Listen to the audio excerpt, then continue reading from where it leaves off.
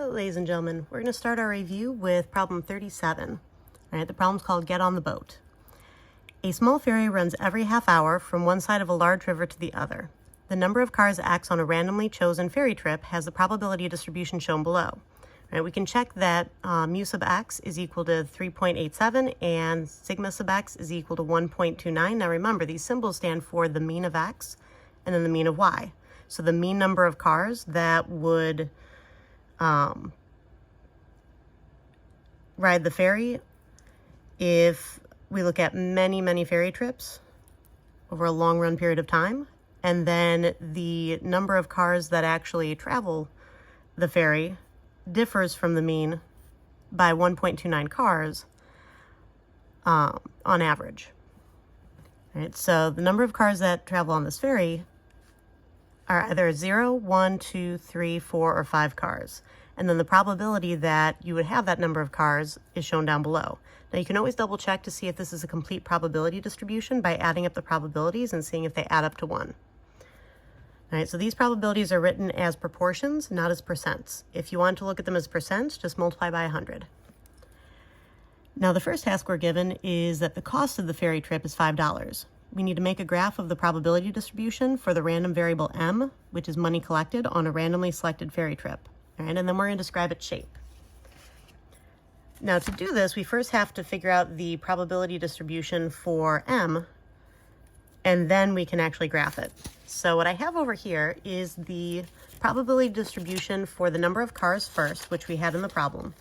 And then for the probability distribution of m, which is the money collected on a randomly selected ferry trip, is going to be $0 for no cars.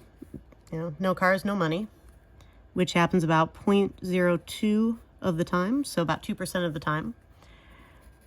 About 5% of the time, they collect $5 because one car is traveling on the ferry. About 8% of the time, they would collect $10. About 16% of the time, they would collect $15 because 3 cars are traveling. 27% of the time, they would collect $20, and then 0.42, so 42% of the time, they would collect $25. Now, I'm figuring this out because each car they would collect $5 from, so take the number of cars times $5, and then you have the value that the variable m actually takes. When you're creating your graph, we can make our graph kind of the old school histogram way, or we can go ahead and sketch it up the way that we do for discrete random variables. All right, now for discrete random variables, we can make this 0, 5, 10, 15, 20. I'm going to extend this just a little bit. 25. Notice I'm still trying to keep this fairly evenly spaced. And this would be money collected on a randomly selected ferry trip.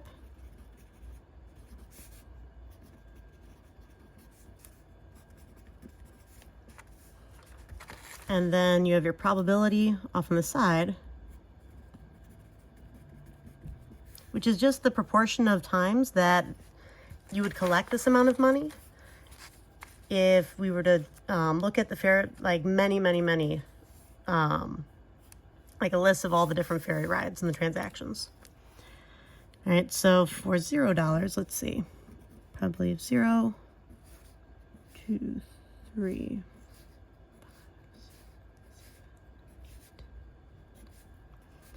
If we go by 0.05, I believe we can actually fit this in here. 0.05, 0.10, 0.15, 0.20, 0.25. Remember, you don't have to get all the way up to 1 because your highest probability is 0.42. 0.5, 0.40, 0.45. All right, we can actually fit that. Now, if I were doing this just a normal histogram with a one variable data set, then I would start my bar at 0 and end it at 5. start my next bar at 5, end it at 10, so that each of these numbers is represented by, you know, the bar that comes right after it, because what you start a bar with goes into it, what you end a bar on starts the next one. We can do that. Or we can have the number centered underneath this. Since there's only one number in each of the bars, we could do something like this and just make sure that it's centered. We want to make sure that the bars are equal width though. All right, so this is a little bit more challenging to do, and make sure that it stays equal width.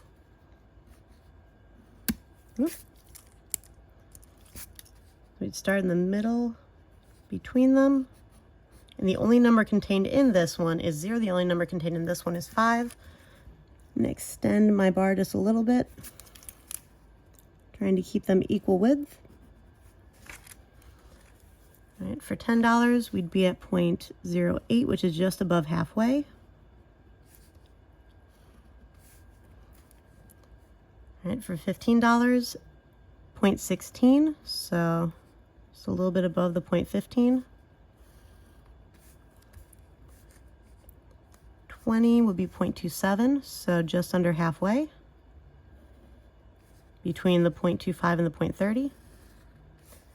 And then $25, 0.42 is going to be just under halfway between the 0.40 and the 0.45.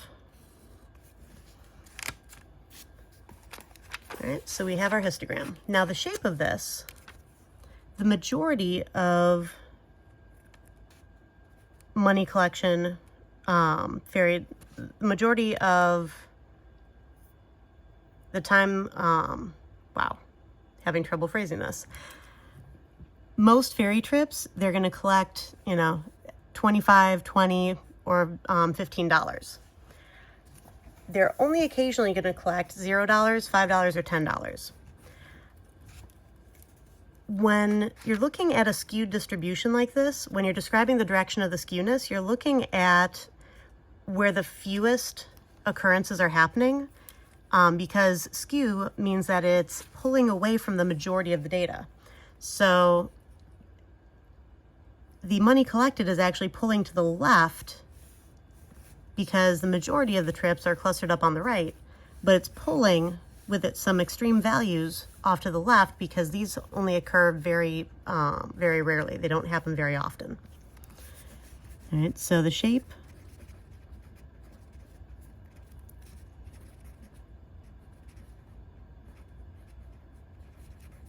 Skewed left. You could also say left skewed instead of skewed left. It doesn't matter which, whether you start with it being skewed or you start with it moving towards the left. All right, so this was letter A. Now, once we have our histogram done, let's take a look at the rest of this. All right, find and interpret the mean of variable M. So we want to figure out the mean amount of money collected on a randomly selected ferry trip. And then we also want to calculate the standard deviation for this. All right, now, interpret means actually explaining what these numbers mean in terms of the real life settings. So we'll get to that here in a moment. And remember, this one is just kind of a refresher on section 6.1, where we were looking at just the general random variable distributions and how to find the mean and standard deviation of them and how to work with them to find probabilities. This one just has a little bit of a twist because we changed our distribution ahead of time. All right. Now we can go through and calculate this using the formula, which the mean of random variable M is the same thing as the expected value of random variable M, which means we need to take each of the values of our distribution. So in this case, 0 is the first value of my variable times how frequently it occurs, so times 0.02, plus the second value of my random variable, which is $5, times how often it occurs, 0.05, plus, and we would keep going with this, so plus $10 times 0.08, plus $15 times 0.16, plus $20 times 0.27, and then at the end of this, plus $25 times 0.42. All Right, you don't actually have to write all of it out. What you want to do is write down the first two terms in the sum, plus, and then dot, dot, dot, meaning that it continues in this fashion, and then show the final term so that people can see that it just keeps following that pattern for each of those terms that you're adding up.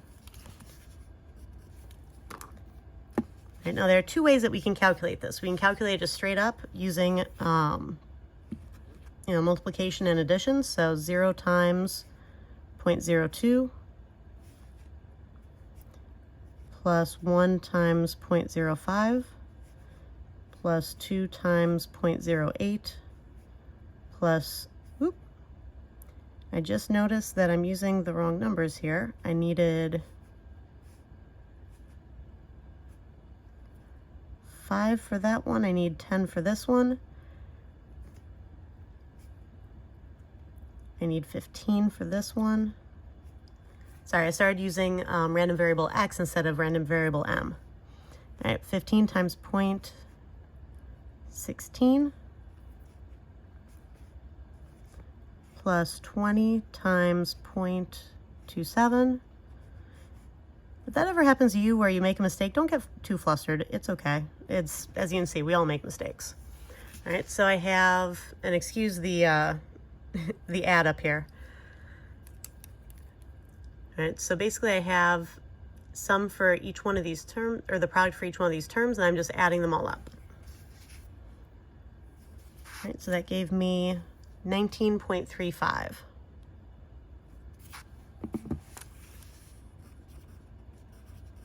Now this was dealing with money, so I'm going to go ahead and put a dollar sign there.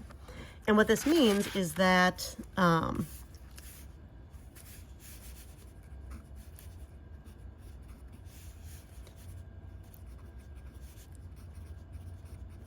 if we look at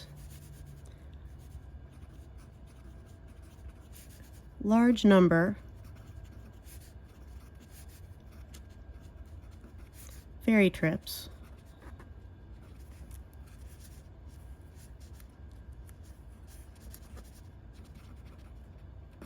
completed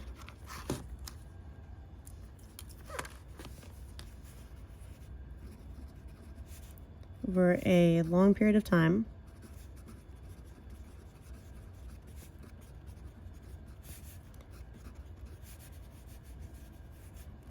the average, we can also say typical,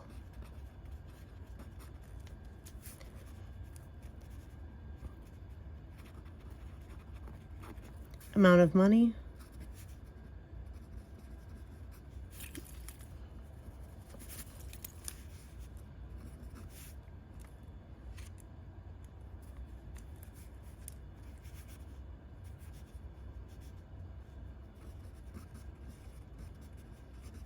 collected for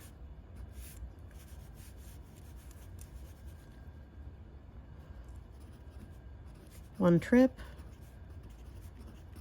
is $19.35.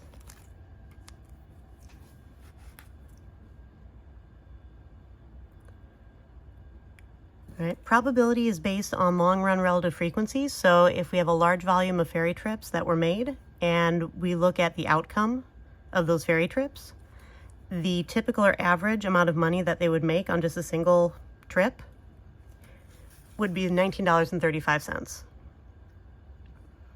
All right, don't use the word mean here. You can't interpret a calculation using its own name. You can't define a word using the word. All right, so average is a synonym. Typical is another way of saying the mean.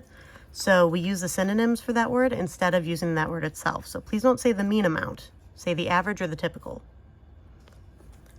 All right, so that's for letter B. All right, so the center of our distribution was at about 19.35.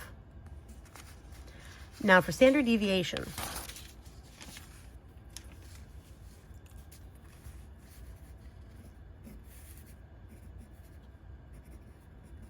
All right, sigma sub m. The formula for this is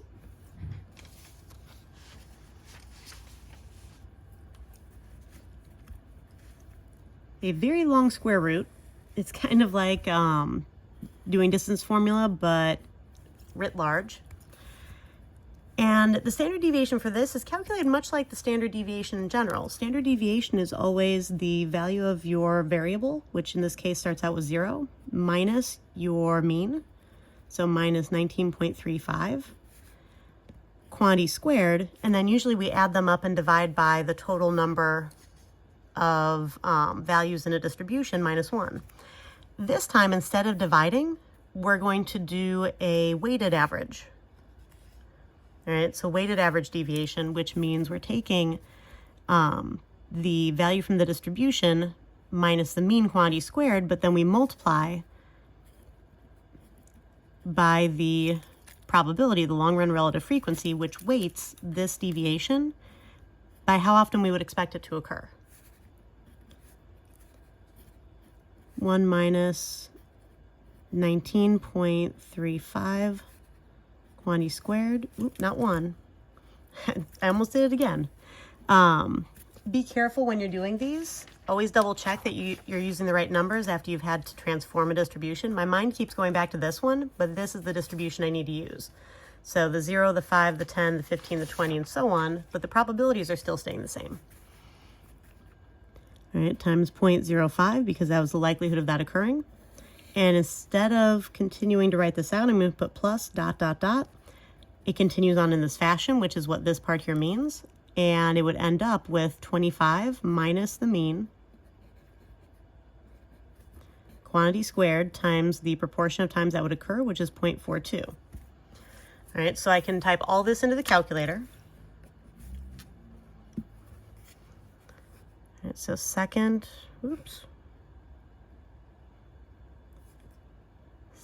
x squared,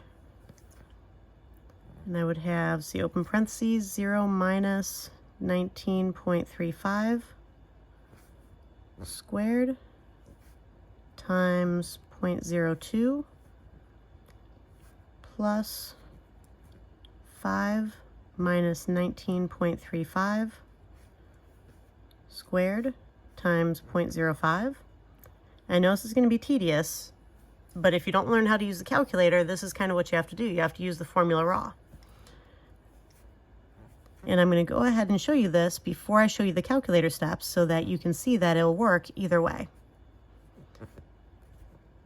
But I will show you how to do how to use the calculator for a shortcut. Minus 9.35. You can see what I mean by it continues on in this manner. I'm just kind of keeping the same structure but filling in the new numbers.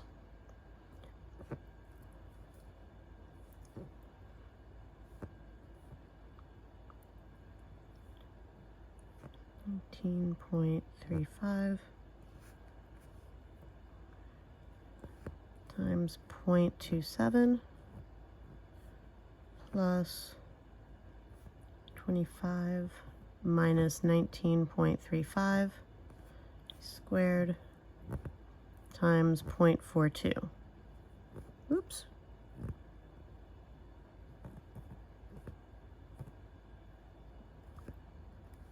There we go. All right, so I have everything typed in. Hit enter, and I get about 6.4286. I'm going to make it 6.43 because, again, this is in dollars and cents.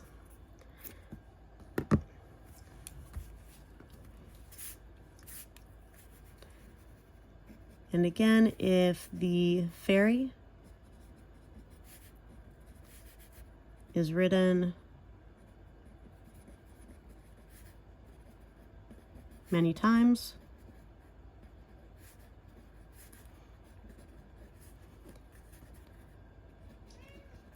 the amount of money collected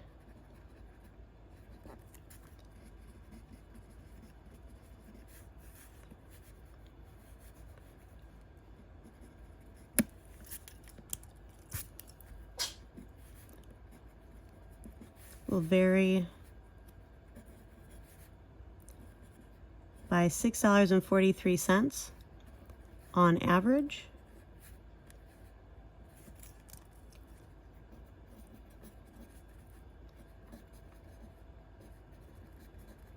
from the typical amount,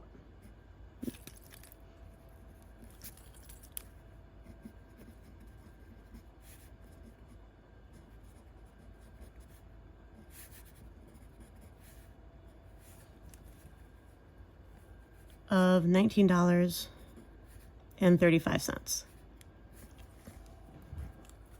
All right, so this is how much on average the money that they collect from the ferries is going to vary if this happens many times.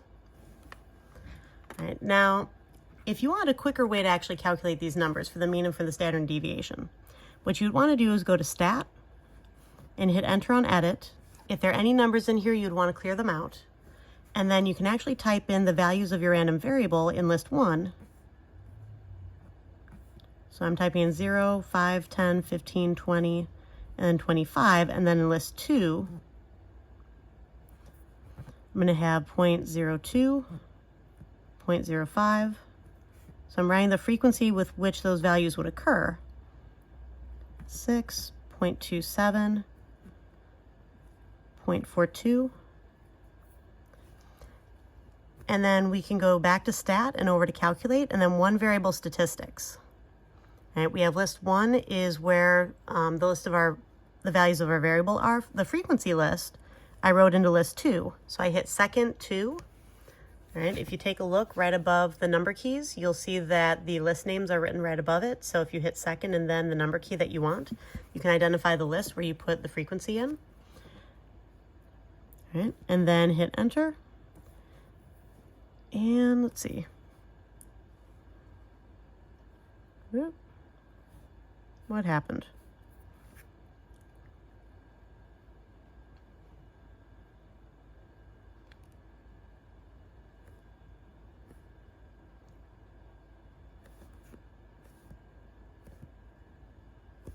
Odd. All right, well, I think we found the limits of this calculator. So this one was the Calculate 84 that we had been working with previously. Let me show you this using Graph and Calc 83. And unfortunately, my calculator is dead and I can't find a charger for it. Story of our lives, right? So I'm going to go to Stat, hit Enter on Edit, and again I'm going to do 0, 5, 10, 15, 20, 25, and then 0.02, 0.05, 0.08, 0.16, 0.27, and 0.42. All right, I'm going to go back to Stat, over to Calculate, Variable Stats. So my frequency, or my this value of the random variables in list 1, my frequency list is list 2. All right, and now we can actually see the mean and the standard deviation. All right, that's basically the way that you would do that on the TI-84. As I said, unfortunately, mine is dead. All right. Some of the calculators will allow, the free calculators will actually allow you to do this kind of thing. Unfortunately, Calculate 84 apparently did not.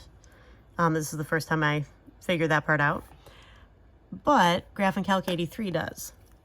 All right, so if you take a look at X bar, you'll see that it matches what I calculated here. And if you take a look at my sigma sub x, it matches what I calculated here. All right, so you can very quickly get these answers and just write this part down, and then the time-consuming part of me going through and actually calculating each one separately by typing everything into the calculator, you can avoid. All right, so that's how that first problem worked, and I'll see you at the next one.